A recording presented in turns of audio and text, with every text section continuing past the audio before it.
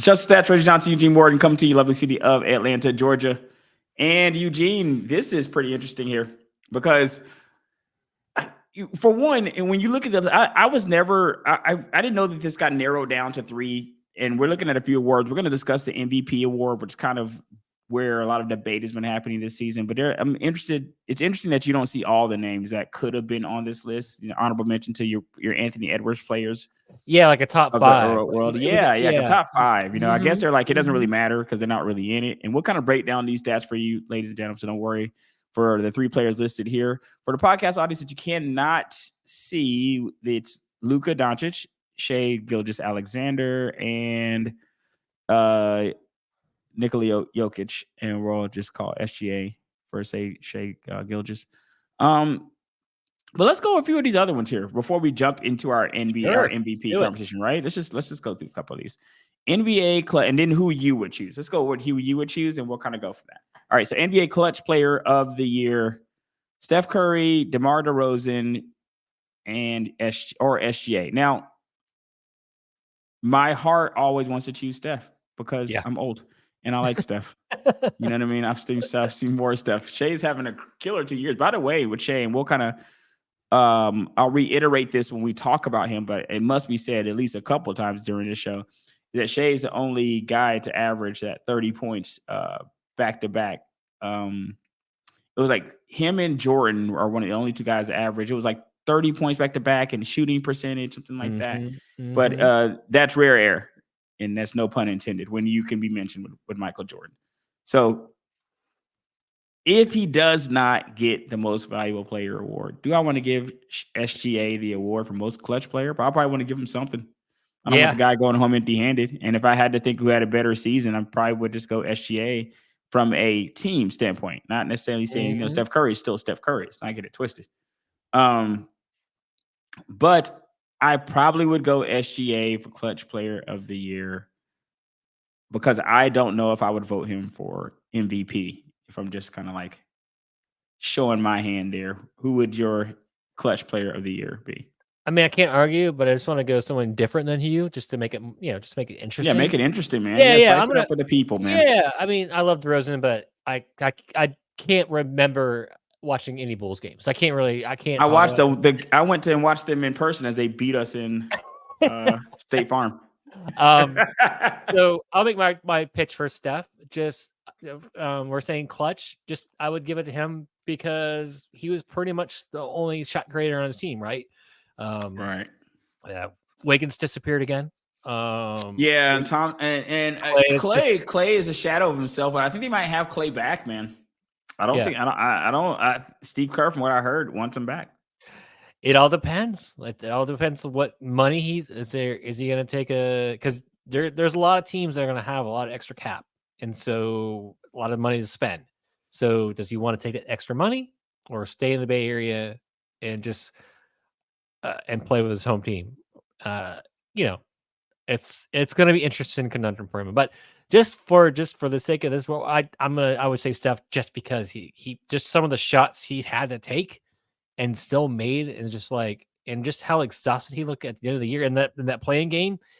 That guy just needs to let him sleep for like a month. No one talk to him. Let that dude sleep for a month. But just from the stats he was still putting up, still led the league in 3-pointers made. And like I said, I'll be the old guy in the room and still pick Steph. There's no real wrong answer there, man. Yep. NBA Defensive Player of the Year. This is easy for me. I'm not easy. No, wait. Let me take this back. This is not easy for me. Because I think it's going to be Gobert. I think Gobert is going to win this award. But it would be nice to see Wembanyama win it. It would be amazing, right? Wouldn't that be nice? Just nice change of pace there. No slight against Bam, but I do think Gobert is going to win this. So Gobert is going to be my pick here. But Victor, the only thing that would surprise me here is if Bam won, I guess. So this is Bam's a man race, in my opinion. It's between Victor and Rudy. Yeah. And I think Gobert is going to win it. What are your thoughts here? Yeah. The one thing when I watch Victor, and there's one stat that doesn't show up when guys are playing against him, he has the U-turn stat that you can't. It's not. You know, I can't. Is that when you're sidetrack coming anymore. down the lane and then I see you and It's then I you turn that turn around and go around. the So opposite? you turn. I have not seen so many guys change their mind on going and I mean he's 7 foot whatever, and I don't blame 7'4". anybody. Yeah, right. Correct. You're Changing, not coming doing down the here, brother. U-turn. Right. You're not coming down So there. yeah. But no, it's a like you said, it's a great case. Gobert, hey, he came back. I mean, he wasn't a defensive offensive liability this year. He was used more on the offensive side of the ball, and he was hurt last year. No one knew how hurt the guy really was, and then so again, a 2-man race. I just if I'm just going eyeball, like just guy jumps off the screen, it's Victor. And he's done it. Obviously, he's done it all year long. You know, Okay. on So the Victor, defense. so Wembanyama for you. Yep. All right, Wembanyama for you. Most improved player, Tyrese Maxey, Alperen Sengun. Hope I'm saying that right. Kobe White. Sengun I really like, man. Oh my God. He was on my fantasy team last year. He delivered. But I'm gonna go Tyrese Maxey for this award. For me, who would it be for you? It's got to be Kobe White. I mean, because he actually did improve. Is that because Kobe put up 40? Or is it also because you know what? Let me give you what Kobe before you go on the Kobe White situation. The reason why I would agree with some of that is because sometimes it depends on where you're coming from. Yeah. Tyrese Maxey was already at a high level to me. Tyrese Maxey was never a bad player.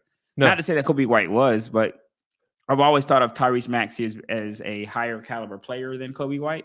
So if you're coming from even putting yourself now in a conversation, that's a win to a certain degree for Kobe White. Because if you can even put yourself in that conversation, that's a W for him. So I'm going to go Maxey. You're going to go Kobe White here. We're going different. We've gone different so far. So you went Curry. Yep. For clutch player of the year. I went SGA. You went Victor Wembanyama for defensive player of the year. I went with Gobert, Rudy.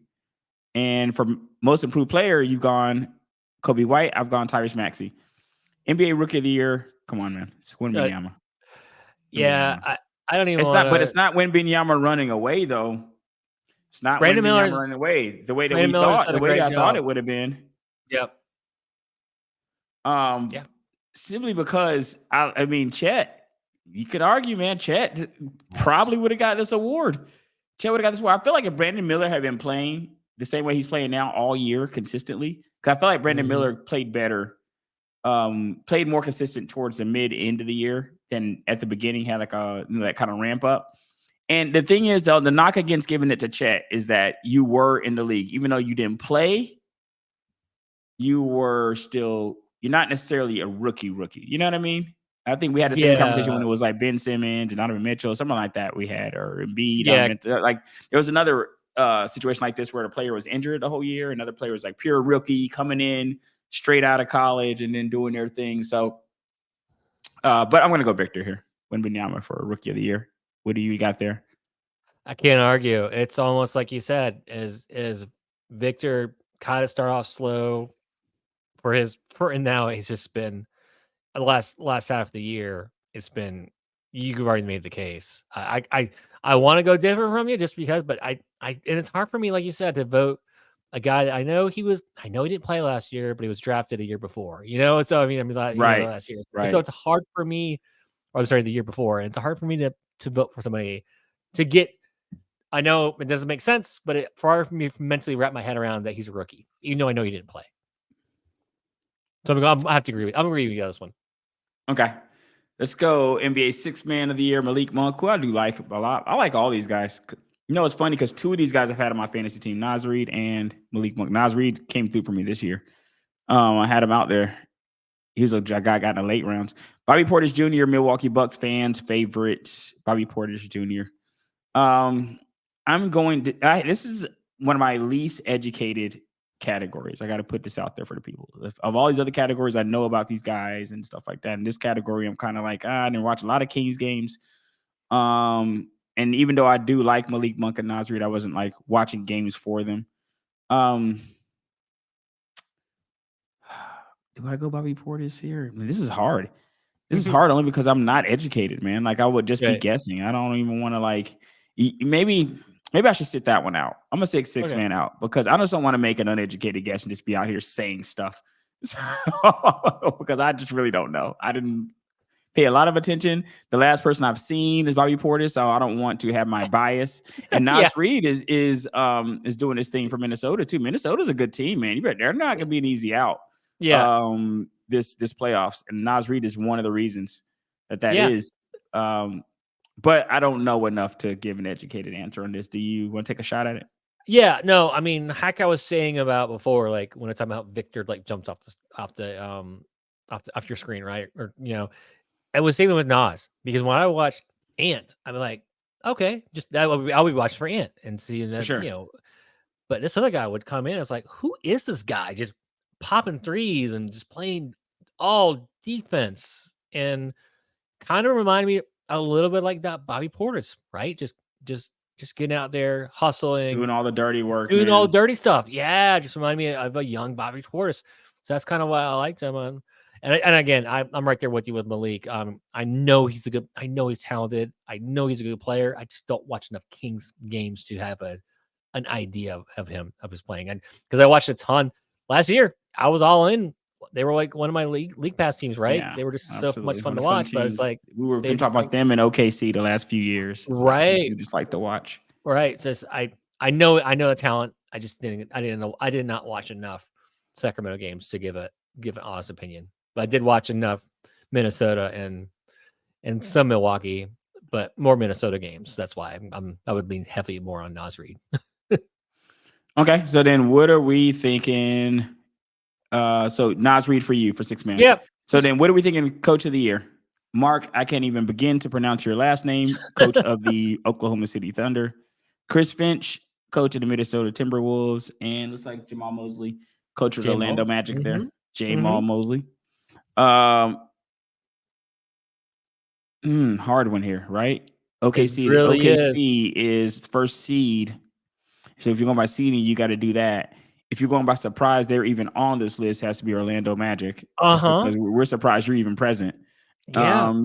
So that's that. We deserves. They were like a year away, right? We didn't. Correct. I think they're ahead of schedule. Definitely ahead of. I was talking to somebody about that yesterday. Orlando Magic's ahead of schedule. They should be very proud, no matter what happens to them. You should be proud of what's going on out there for your team. Absolutely. Well, it's gonna be hard for me to put them over Timberwolves or City because of the seeding. I'm sorry, the seeding does matter now. I'm looking at the seeding and the seeding first overall for OKC, third overall for Minnesota. I think the Magic was in that fifth, sixth range, maybe 6 range. They're in 5 range. Yep, they're in 6. I don't know. I can't. Well, here's your thing. I can't put them over the Timberwolves or this Oklahoma City Thunder. Yeah, because your first 2 picks, right? Or if you got Oklahoma and Minnesota, both those teams were playing teams last year. Now they're top 3 seeds. Both top 3 seeds. Yeah, correct. Both top 3 seeds. And the Magic weren't anywhere last year, right? They were at home during all this stuff going on. Now they're a 6 seed. So yeah. I think I'm gonna give it to OKC. I think I'm gonna give it to the coach of OKC, but I wouldn't mind seeing Chris Finch pull this way because one of the things, let me explain it. The reason I want to give it to OKC is because they have, I feel like the players that are on the Minnesota Timberwolves, your Karl-Anthony Towns, your Rudy Gobert, your Ant, they had those same players last year. Right. So it's just a maturation process. They're just getting better, right? Whereas with the Oklahoma City Thunder, with Chet coming in, it's a new healthy year dynamic. It's a new dynamic, right? You got to work a new player in there. You worked pretty much a rookie in there, and you got the number 1 seed. That's fabulous to me. It's fabulous. So I would edge OKC out and pick OKC, but just like I said in the clutch most improved, because most improved wouldn't it'd be kind of close there. And the same thing with defensive player of the year. Defensive player of the year could be kind of close. It wouldn't surprise me because the Timberwolves have such a great defense that it wouldn't surprise me. And I like to reward defensive teams in the NBA, and they have an amazing defense. So does Orlando. Orlando has. Do you think this is a situation where it goes down to because you're not supposed to count the playoffs, but do you think the playoffs get counted when factoring in Oh, these awards, man. they Especially with always these do. teams that are so close, especially with the teams that are like right there. If you Yeah, feel like you yeah. need a tiebreaker, do you use the playoff tiebreaker? You're not really supposed to. Not And supposed to. also, I'm wondering too. I've heard a rumor that all these votes get submitted before the playoffs. They should be, from And what I I'm feel like told. that would be the fairest way to do it, is to have everything submitted. You may not hold a ceremony till later, but I would have all of the results before the Mhm, playoffs start. mhm. Because otherwise, you're human, right? How do you not How would you not, factor it in? right, look at the way Cleveland is just kind of, it's not fair. Cleveland does have a lot more scorers than They're a Orlando better does. team. I think they're just a They better are a team than better Orlando. team, and it's like, and that's great. But at least Orlando knows what they need to get. They need to get in their score. But I'm right there with you. I feel like it's Oklahoma City. They, Oklahoma I mean, City yeah, they went from playing to number one seed.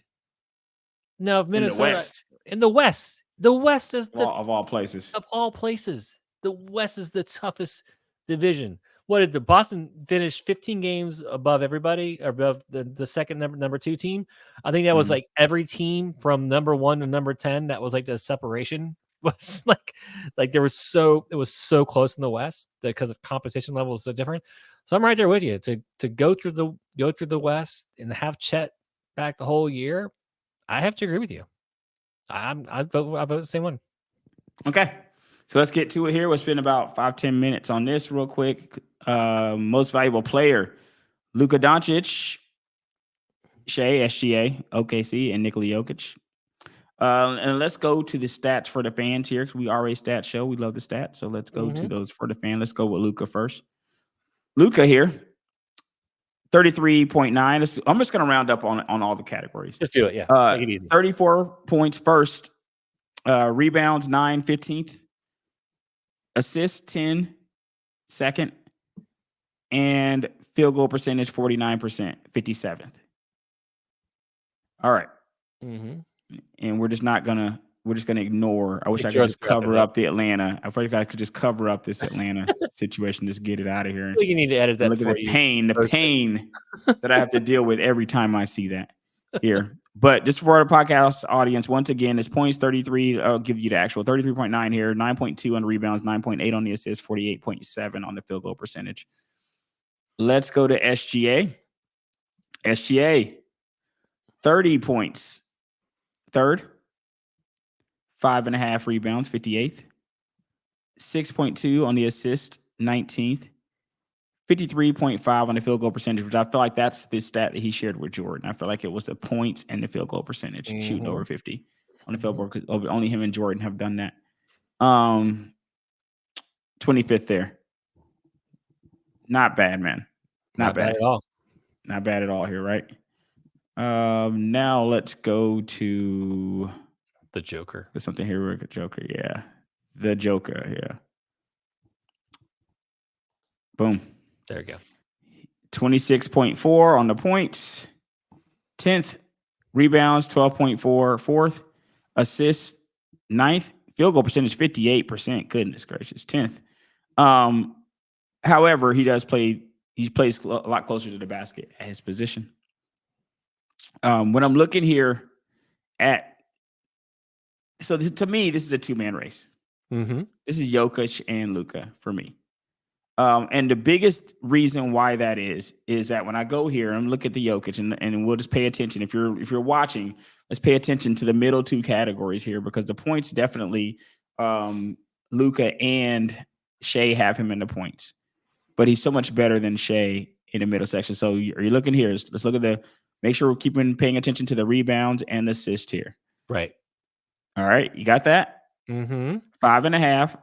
Or let's run up to 6 for him. 6 and 6. If we can just say rebound and a 6, 6 and 6. Right? Let's go back here. 12 and 9.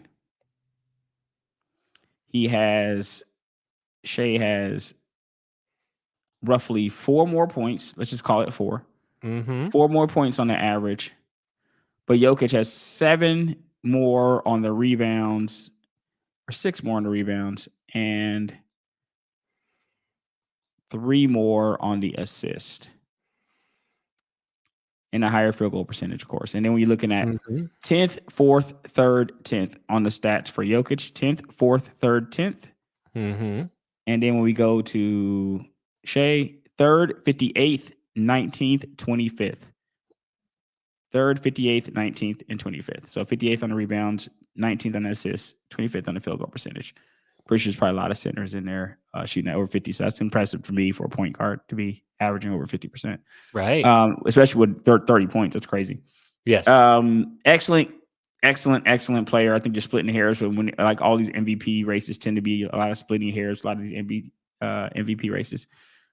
But Shea would be out. So if Shea is out, let's go back to Luka here. So I'm going to take Shea out, and I'm going to put Luka in. Luka, you're in. Now we're just down to a two-man race. We're down to just Luka and Jokic. Luka first, 15th, second, 57th, 48.7. I think Luka shoots a lot more perimeter shots, so it's kind of hard to compare the field goal percentage to a person like Jokic who plays a lot closer to the basket, as those centers tend to do. So 33.9, 9, and 9.8 on the assist. You go to Jokic, 26. So looks like Luka's got about roughly 7-8 more points. Jokic only has 3 more rebounds, and Jokic has less assists with a higher field goal percentage. But the field goal percentage is really depending, like position or position dependent stat, in my opinion. Because if you're playing, the further away from the basket you're playing, the harder it is to get your field goal percentage over 50%. That's why Shea, I think, deserves a lot of credit for having a field goal percentage over 50% while also playing the point guard position versus the centers. And a lot of these centers play right at the basket. So now, for me, Jokic or Luka. Okay. I think I have to go Luka for me personally. Okay. Let me see. First 15, second 57. First 15, second 10, 14, third. Oh, that's so rough, man. That's so hard. But first, he's the first in points. He's the second in assists, 15th in rebounds. Jokic is the 10th in points, the 4th in rebounds, and the 3rd in assists. For a center, I cannot tell you how phenomenal it is for a center to be 3rd in assists. Like, I don't think for people who aren't as old as us and seeing how centers used to play, like this is for having a center averaging 9 assists is incredible. It's incredible. Right. And he averages a double-double. I don't think Luka doesn't quite get there with the double-double. Some people are saying this is Jokic's award to lose again. And I wouldn't fault them if that was. So in this case, my only surprise would be SGA. If SGA wins the award, I'm surprised. If SGA comes away with this, I believe that Jokic and Luka have so much better stats. And I think I'm going to give it to. I think I'm gonna give it to Luka, man. Can I let that field goal percentage go? 48.9, 48.7. I think that's still pretty good, man, from shooting a person who shoots a lot of threes like he does. Yeah, I think I'm gonna give it to Luka, but by a hair, man. I don't even feel super comfortable with that. But I'm gonna go Luka MVP. Okay. By a hair. Well, but that's not something I can just stand on right there though, because Jokic is like right there. So I can't really stand on that if he doesn't win. But I'm gonna go Luka here. Who do you got? Well, just real quick, I'm gonna tell you kind of where the FanDuel odds are right now. So right now, Jokic is minus 7,000. Luka is plus 3,000. Shea is plus 37,000. Minus 7,000 plus 3,000, and Shea is plus 3,700. So Shea third, right? Shea third right now. Mm-hmm. Yep. Luka, so kind of where you get. It looks like this is so from what I've heard, and I'm not an NBA insider, but just from what I've heard listening to things, it seems like it's Jokic's award to lose. It really has been his award the last month or so. You know what I mean? We're hearing like it's going to be Jokic's award to lose. That's why, and it wouldn't be surprising. You average a double-double, man. Like, I hate conversations like this because you choosing one person makes it seem like the other person isn't great. And that's just not how I feel about a person like SGA. It's not how I feel about people that aren't on this list. Like Ant, Atlanta guy, I'm itching to put Ant Edwards on any list that we can put him on here. being an Atlanta show. But I mean, I can't knock that. Double guy for Jokic, man. Let's go and put him back up on the screen here. Double guy.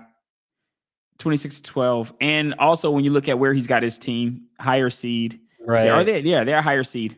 Much higher. Yeah, higher seed. Higher seed than the Mavs. Casually dominating. Casually dominate. And that's the thing. And what you love about him, he doesn't complain about anything. If there's a bad call against him, he just runs. Opposite of Luka, by the way. Opposite of Luka. I mean, Luka complaining about everything. I mean, we're never gonna knock talent, but that's gotta get frustrating. And they're gonna, if they win this championship, the road they have to go through.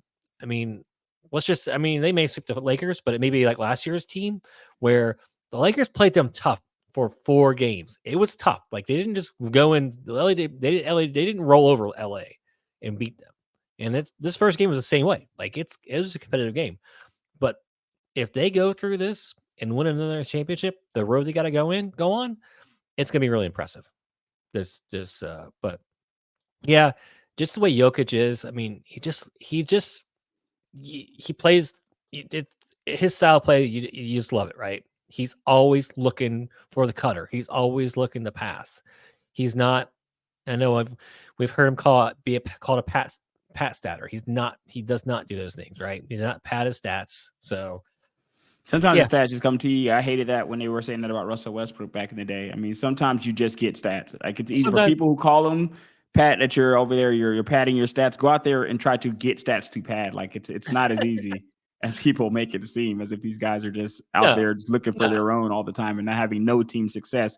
These are both teams, and these are all teams, all three, putting Shea back in there. These are all guys who have their teams in the playoffs. So I think they deserve their accolades here. So was that Jokic for you as well on the MVP? Yeah, I'm going Jokic. Jokic on MVP. No surprise there either, right? Because I feel like that's kind of where consensus is. I do like Doncic. But I'm not mad at the Jokic situation. This isn't a pound the table. I can't pound the table for Doncic here because these are great players in SGA and Jokic, great players. Right. And history tells us when these guys start showing up on the list, they stay on the list and eventually get one. Like Jokic if Luka is starting to be mentioned and if SGA is starting to be mentioned and they can keep their teams in contention, then I do think it bodes well. And in Jokic right now, if he continues in the playoffs, will definitely deserve it.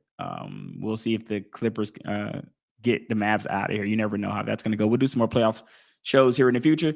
This is our NBA award show. We'll probably do maybe another follow-up to this once the awards are announced. This is Just a Stats. Reggie Johnson, Eugene Morton. Check us out. Stitcher, iHeartRadio, Google Podcasts, Apple Podcasts, Spotify, wherever you find your podcast, TikTok, as well as the YouTube. We'll see you next time, guys.